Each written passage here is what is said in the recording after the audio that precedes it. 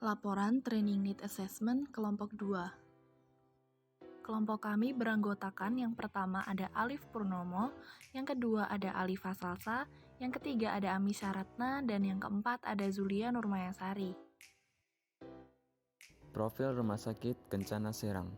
Rumah Sakit 4 Kencana Serang merupakan rumah sakit yang berlokasi di Kota Serang, tepatnya di Jalan Jenderal Ahmad Yani nomor 21-23 Cimuncang, yang merupakan rumah sakit tipe C dengan berbagai fasilitas dan pelayanan kesehatan yang tersedia.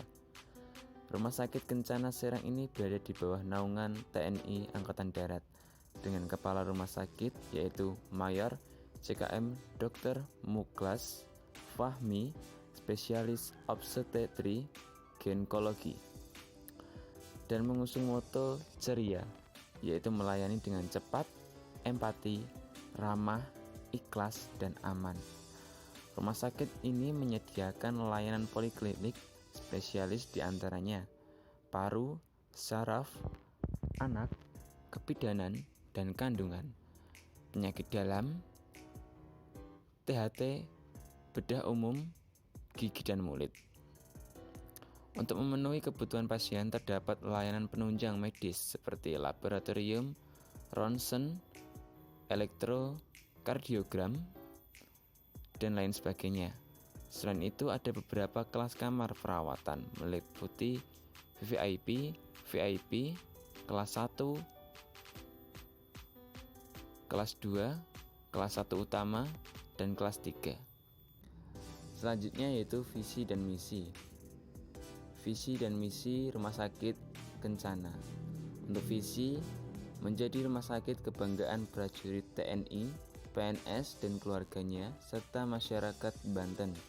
Kemudian untuk misi, yang pertama, memberikan pelayanan kesehatan yang prima kepada prajurit TNI, PNS, dan keluarganya, serta masyarakat umum dalam rangka meningkatkan derajat kesehatan di wilayah Banten. Kemudian yang kedua, meningkatkan kuantitas dan kualitas sumber daya manusia yang profesional serta berdedikasi. Yang ketiga, menyiapkan sarana dan prasarana yang nyaman bagi pengunjung Rumah Sakit Kencana Serang. Jadi di sini ada staf dan anggota. Yang pertama staf urusan dalam, kedua staf keuangan, ketiga staf perencanaan, keempat staf teknisi, yang kelima staf pelayanan gizi, keenam pegawai matrek atau pendaftaran, ketujuh pegawai pelayanan BPJS, 8 anggota kebersihan, dan 9 satpam. Lalu ada profil tenaga kerja. Pada proses wawancara yang kami laksanakan secara online melalui platform Google Meet dan mengisi kuesioner di Google Form, terdapat subjek berjumlah 5 orang, yang rata-rata sudah bekerja lebih dari 3 tahun. Yang pertama itu dari karyawannya ada Ibu Sri Kusniawati sebagai tata usaha, Ibu Regina sebagai tata usaha, Ibu Evin sebagai staf keuangan, Bapak Firman staf perencanaan, dan Bapak Wahyu staf IT. Ya, selanjutnya ada analisis kebutuhan. Berdasarkan hasil wawancara yang kami peroleh, permasalahan yang dialami pada staf perencanaan yaitu jika ada kendala atau hal yang berkaitan untuk mengambil keputusan harus diurus ke pusat, karena Rumah Sakit Kencana ini masih sebuah cabang yang berpusat di Bandung. Tuh.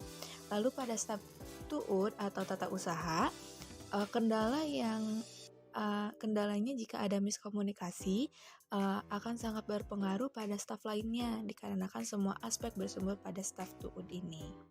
Nah, selanjutnya pada masa pandemi ini pekerjaan lebih berat karena banyak yang harus diurus oleh staf rumah sakit. Sikap loyal dan profesional benar-benar harus dikedepankan. Saat diwawancarai, terdapat karyawan yang memberikan saran terkait kinerja karyawan dan rumah sakit, yaitu penambahan personil serta manajemen prioritas yang baik. Karena sampai saat ini masih dijumpai karyawan yang double job sehingga kurang fokus dalam mengerjakan tugas utamanya. Selanjutnya ada peta kemampuan karyawan. Yang pertama itu kedisiplinan. Setiap hari karyawan melaksanakan apel pagi sebelum masuk kerja. Dengan demikian kedisiplinan karyawan itu sangat bagus. Lalu yang kedua itu ada komunikasi dan koordinasi. Sudah ada pembagian tugas pada tiap staf. Yang ketiga itu pemberian reward bagi karyawan yang memiliki kinerja kerja yang bagus dan pemberian punishment berupa surat peringatan SP1 sampai 3 bila sudah maksimal akan dikeluarkan. Yang keempat ada penggandaan rapat setiap bulan 6 bulan sekali untuk mengevaluasi kinerja perencanaannya. Selanjutnya akan disampaikan oleh Maya. Selanjutnya kesenjangan yang ada. Yang pertama, jika ada masalah, mengurusnya harus langsung ke pusat yang ada di Bandung. Lalu yang kedua, kurangnya personil di masa pandemi. Dan yang ketiga, pembagian job desk yang kurang merata, di mana adanya double job atau kurangnya manajemen prioritas. Rekomendasi pelatihan. Berdasarkan hasil wawancara, sejak pandemi pekerjaan karyawan menjadi lebih berat dan banyak.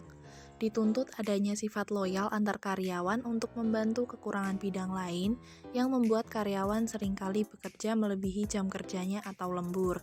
Selain itu, kurangnya personil juga membuat beberapa karyawan mengalami double job yang membuat pekerjaan utamanya terkadang keteteran.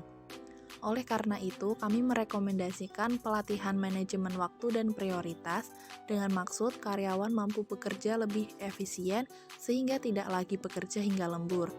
Juga manajemen prioritas dimaksudkan agar karyawan mampu menyadari prioritas pekerjaannya sehingga lebih maksimal dalam pengerjaannya dan tidak membebankan job desk-nya pada karyawan lain.